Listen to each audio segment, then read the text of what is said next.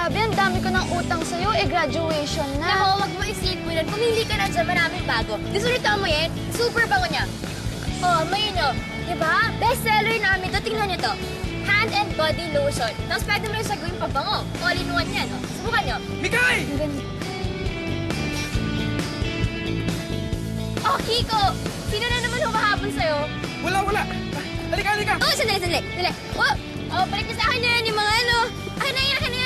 Salamat. Buenos dias! Woo! Ano? Lumabas na yung resulta ng exam natin. Yung para sa scholarship. Tapos Mikay, hindi ko nakita yung pangalan mo. Di nga. Oo, promise, hindi ko talaga nakita. Tara, hanapin natin. Baka naman skip ko lang. Oh, excuse me. Excuse me po. Ayun! Maria Micaela Maghirang. BA European Languages! Pasado ka! Ado! Ikaw, sandali.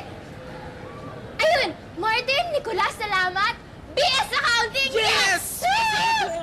Sabi ko sa'yo eh. Sabi ko na nga ba, tali-talino mo talaga. At ako, napakaswerte ko. Ayan ka na naman sa swerte-swerte mo eh. Hanggang ngayon ba naman naniniwala ka pa rin sa swerte? O ikaw, valedictorian. Well, sabi ko matalino ka. Yung sa akin, ibang usapan na yun eh. Ngayabang mo talaga eh, no? Teka nga ba?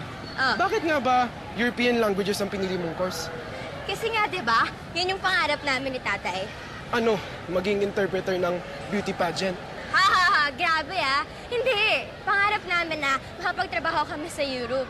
Alam mo ikaw, kahit best friend kita, kapag nakapunta ako doon, kahit postcard, hindi kita papatalan. Hindi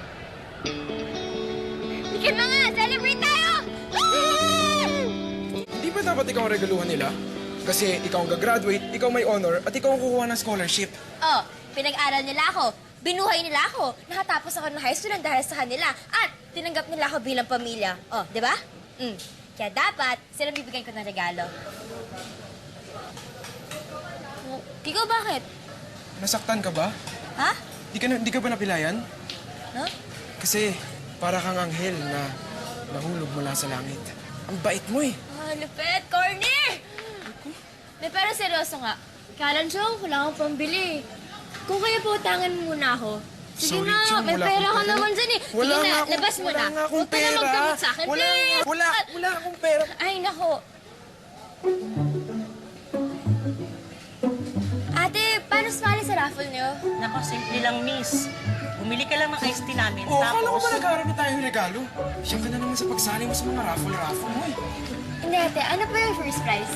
ang first prize, isang brand new van. Tapos yung second prize, 342, international ang destination. Tapos yung third prize, 342 din, pero Palawan lang.